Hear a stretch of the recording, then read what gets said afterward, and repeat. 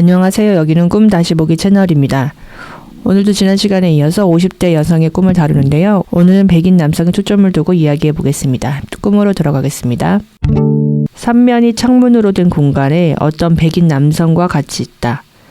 우리는 이 공간을 빠져나가려 한다. 나가는 문이 있는지 확인하는 중인데 갑자기 안개가 낀 것처럼 주변이 흐려진다. 공간 안에 갑자기 물이 가득 차면서 시야가 흐려진다.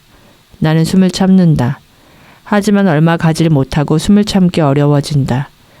그 사이 남성은 창문을 손으로 쾅쾅 두드리면서 깨려고 한다. 나도 의자 같은 것을 들어서 창문을 향해 힘껏 내리친다. 2번, 3번 내리친다. 창문이 깨진다. 깨진 창문으로 뿌연 안개가 슉 빠져나가는 것이 보인다. 다른 창문도 깨졌는지 남자는 창문으로 빨려 나가듯이 밖으로 나간다.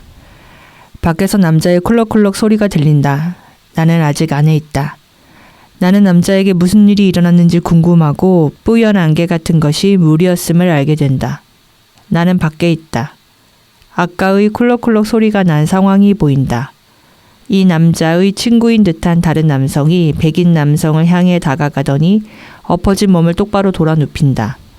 남성은 콜록콜록 소리를 내며 검은 물을 내뱉는다. 숨을 쉰다.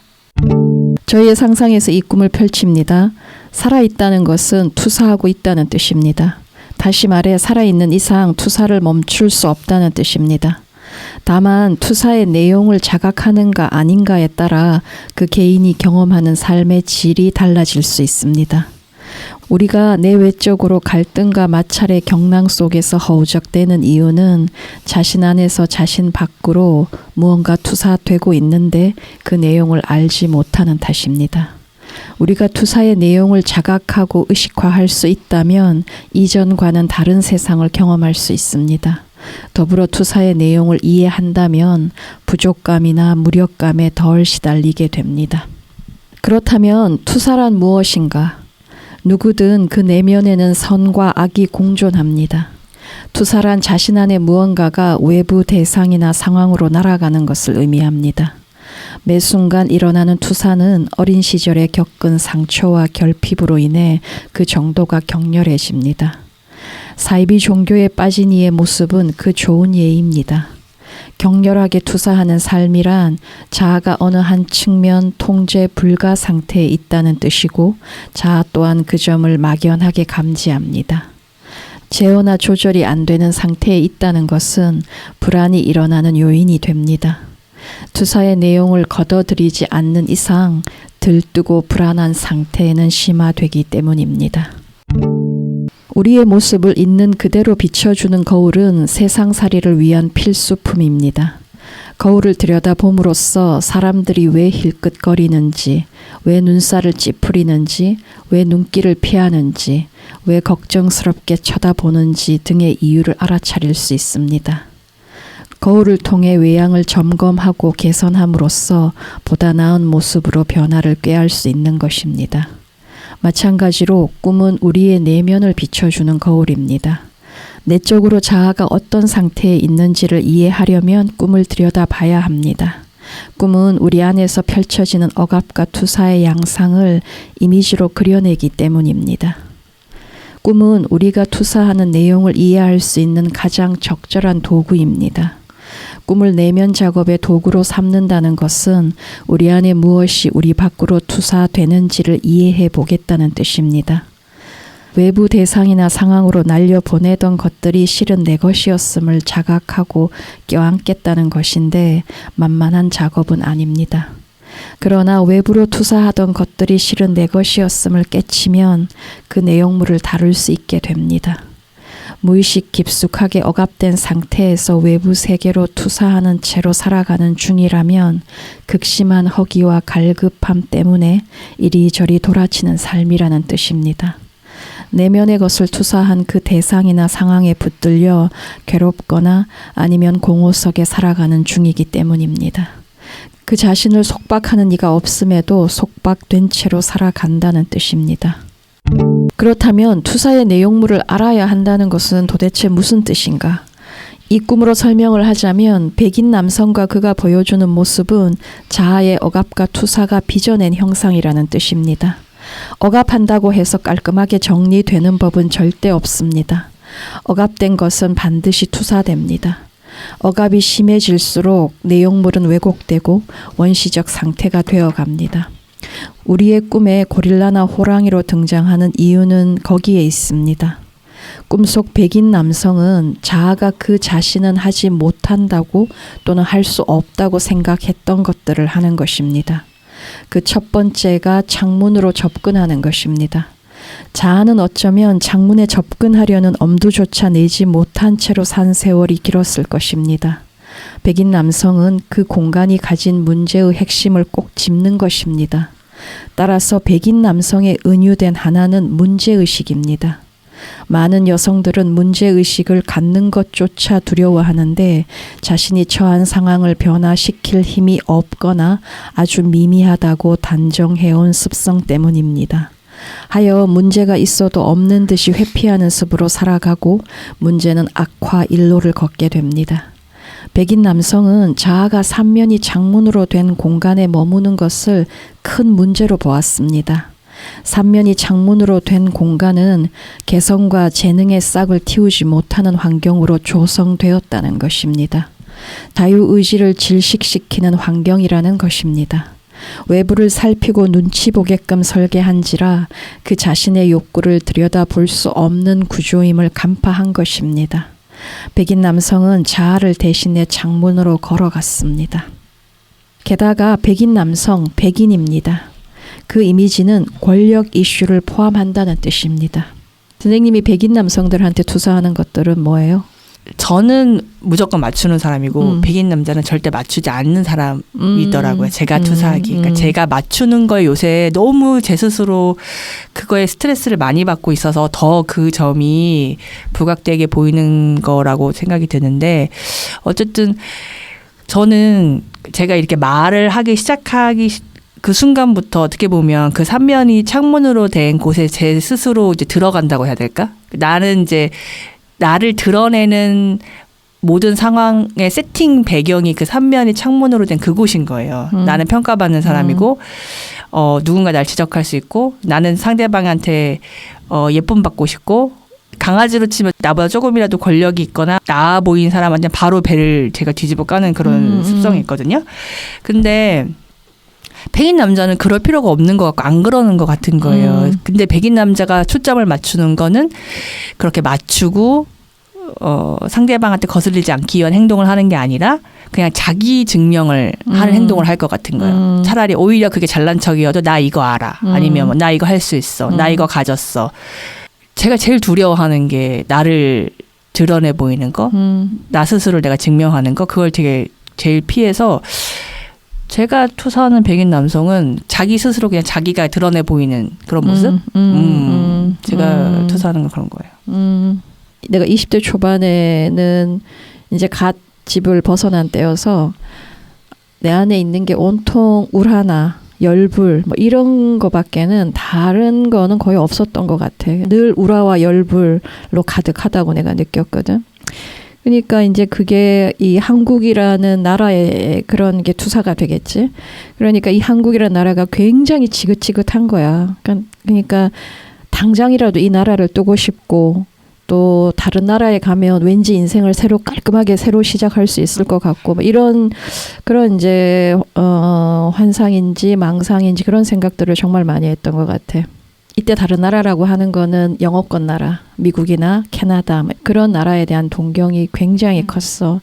그래서 그런 나라로 어떻게 갈 수 없나? 갈 수 있는 방법이 뭘까? 이런 생각을 많이 했던 것 같아. 근데 이제 뭐 큰 돈은 없으니까 그 당시에 내가 할 수 있는 거는 영어 학원을 열심히 다니는 거. 그래서 이제 영어 공부를 하는 거였는데 영어 붐이 막 일어나던 때니까 한국에 와 있는 외국인 남자 강사들이 꽤 있었어. 뭐 이 학원을 가도 그렇고 저 학원을 가도 그렇고 젊은 남자 강사들이지. 나는 이제 그런 걸 투사했던 것 같아. 그러니까 쟤네도 쟤네 나라에서는 크게 별 볼 일 없어 보이는 거야. 그리고 그렇다는 얘기도 많이 듣고 자기네 나라에서 별 볼 일 없어도 뭐 이런 아시아권 나라에 오면 영어 강사하면서 대접받고 너무 잘 산다는 거야. 내가 보기에도 그런 거지. 그래서 그 젊은 백인 남성 영어 강사에 대한 투사가 굉장히 강했지. 너무 좋겠다.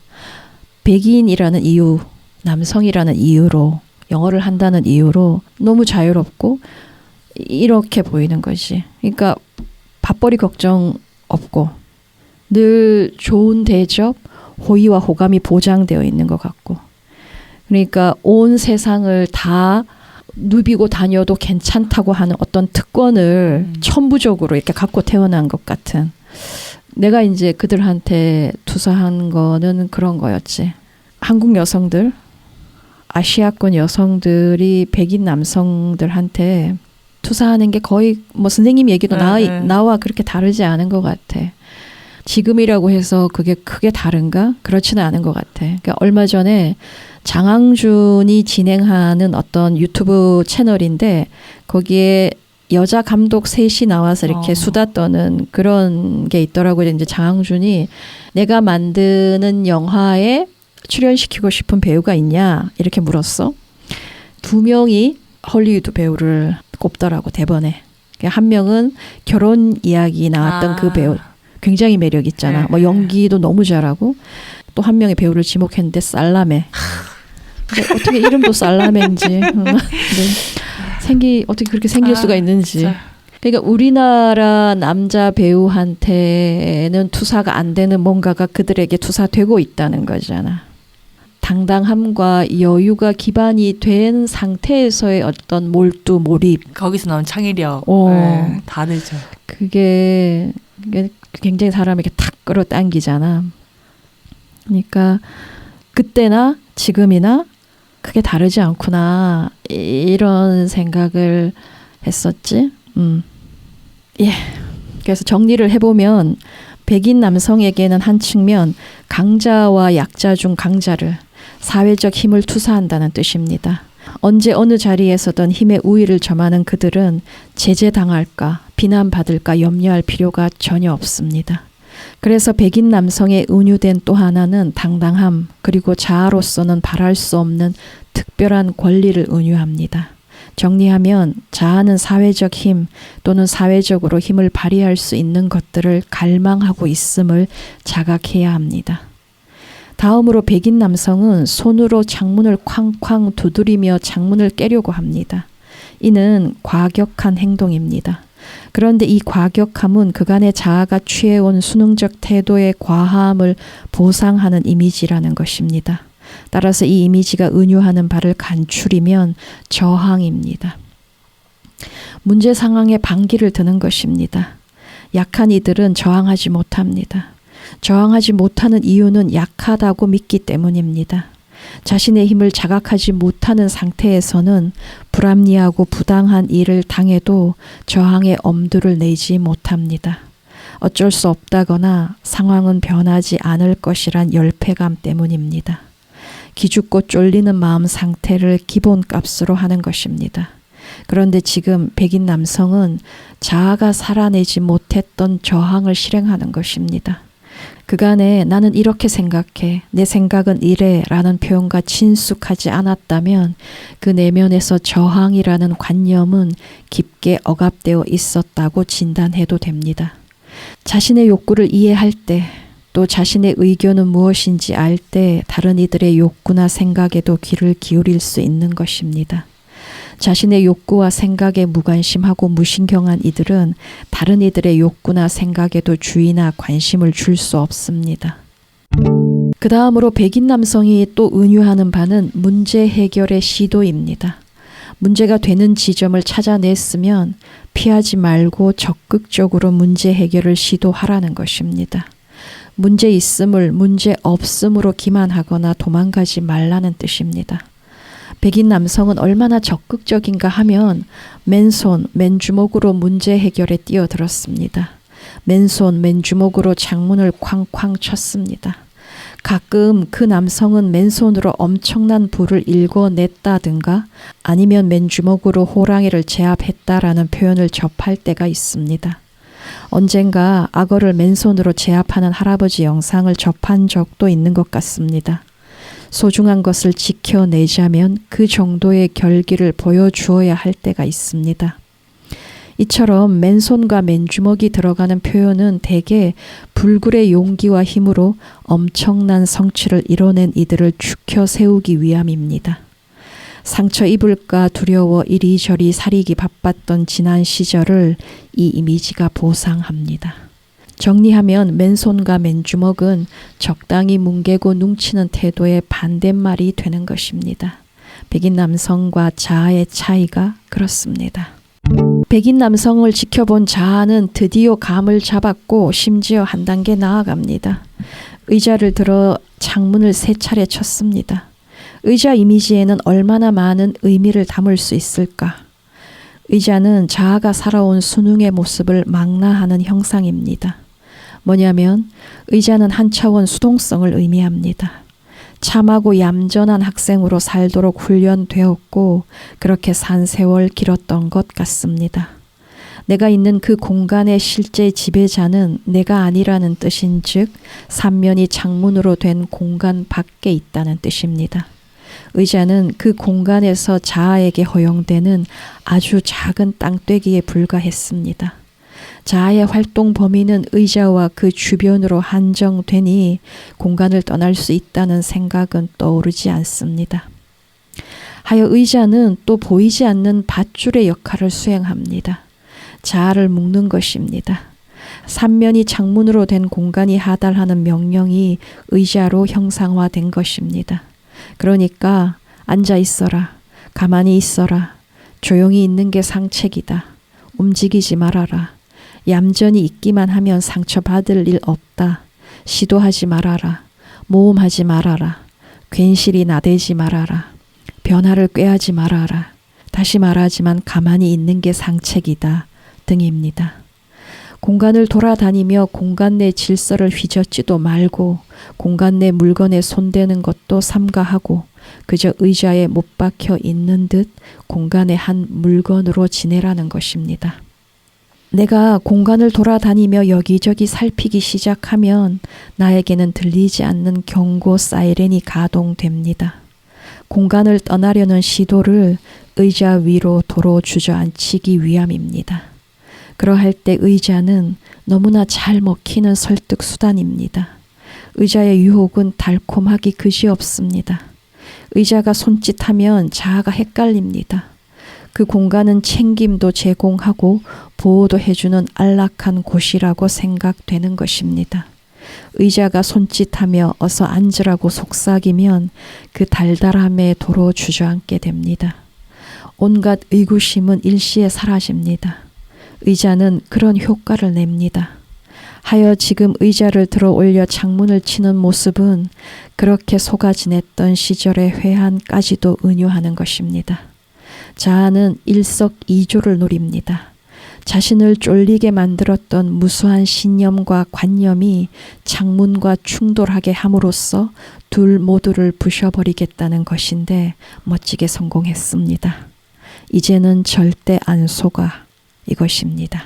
사실 저는 좀 다른 투사가 올라왔었거든요. 왜냐면 의자라고 했을 때 제가 요새 반야신경을 쓴다고 했잖아요. 근데 그 삼면이 창문으로 된 공간에 있는다는 게 뭔지를 잘 이해하는 사람이고 그 문제의식을 갖지 않기 위해서 아주 어릴 때부터 TV를 그런 식으로 이용했고 그러니까 내 생각을 하지 않고 즐겁고 그런 자극적인 것을 충족하고 그러니까 제 생각이라는 게 별로 없거든요. 그러니까 내 생활에서 진짜 아주 사소하게 그 사람한테 그런 말을 해야겠다. 아니면은 이걸 해야겠다. 어떻게 해야겠다. 이런 진짜로 이제 내 안에서 올라오는 생각을 하는 게 잘 없어요. 그리고 되게 자신이 없어요. 이건가 저건가? 이렇게 하면 이게 문제지 않을까? 저렇게 하면 저게 문제지 않을까? 그렇게 막 혼란스러워 하다가 그냥 시간이 흘러버리거나 내가 뭔가 적절한 행동을 취해야 될 타이밍을 놓치거나 그런 게 되게 많거든요.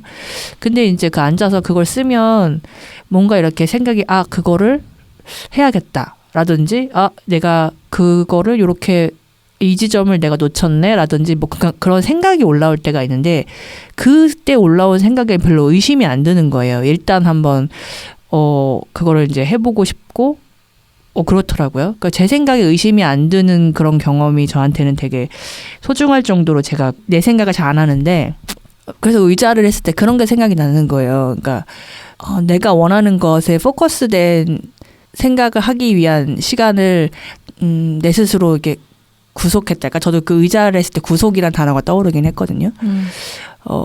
내가 너무 이거에 맞추고 저거에 맞추고 막 산발되는 게 아니라 뭔가에 적어도 하나에 포커스된 그런 시간을 나한테 주는 힘이 의자이지 않을까. 그렇게 해서 의자를 저는 좀 긍정적으로 그런 힘으로 이걸 깼다 이렇게 투사를 했는데, 이런 제 생각이 이 꿈의 이미지에서 뭐 그런 투사도 한 부분 맞을 수 있다 이런 건지, 아니면 제가 놓친 부분이 뭔가 있는 건지 좀 궁금해요.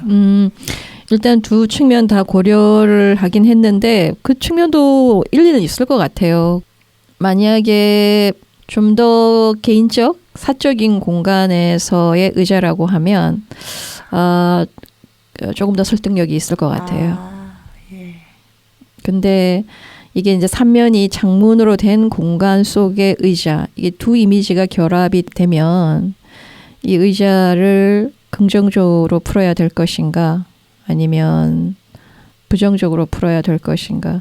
저도 조금 헷갈리긴 했거든요. 뭐냐면 이 자아가 그 의자를 들어서 창문을 이렇게 깨는 거니까 그게 일견 힘으로 느껴질 수 있고 실제 힘이고 제 힘인데, 그럼에도 불구하고 의자와 창문이 어쨌든 만났어요. 근데 굉장히 파괴적인 방식으로 만났고 충돌했고, 그랬을 때 어떻게 읽으면 좋을까? 약간 더 부정적인 요소를 포함할 수 있을 것 같아요. 네. 그러니까 그 의자가 뭔지, 의자에서 보낸 시간이 뭔지에 대한 자각이 일어났기 때문에 그걸 깰 수 있었다. 예. 이 의자가 나를 이 공간에 못 박히게, 이 공간을 벗어나지 못하게 하는 가장 중요한 도구였구나, 수단이었구나. 그러니까 의자에 앉아 이러면 막 엄청 챙겨주는 것 같고 뭐 그렇잖아. 그리고 그 공간을 실제로 생각하면 책상과 의자의 이미지, 이러면 조금 더 긍정적으로 더 풀 수도 있을 것 같아. 근데 의자가 되게 강조된 것 같았거든. 그리고 이 창문을 깨고 나가야 되겠다 했을 때 그 의자를 집어드는 게 결국은 자기를 가장 속박하고 구속했던 그것을 무기로 삼잖아. 뭐 영화를 보든 뭐를 보든. 그런 측면에서 조금 더 그 공간에 못 박히게 하는 부정적 요소를 담아내는 형상으로 보면 좋지 않을까라고 해서 이제 그 방향으로 튼 거지. 저는 요새 부정적 투사를 막 다른 사람한테 막 했다가 이거를 다시 이제 돌려받으려고 하니까 그것도 되게 힘들고, 그러니까 내가 그동안 되게 수동적으로 살아왔고 정말 아까 말한 강아지 배 뒤집듯이 막 그렇게 살아온 게 지금 막 그 결과가 나한테 막 온 세상 사람들이 저한테 막 다 쓰레기를 던지는 것 같거든요. 막 그래서 그게 너무 막 이게 감당이 잘 안 되는 거예요. 네. 그래서 좀 감당이 되면 다음에 말씀드릴게요. 그래요. 네. 네, 오늘 여기서 마무리하고 다음 시간에 다른 이야기를 찾아오겠습니다. 감사합니다.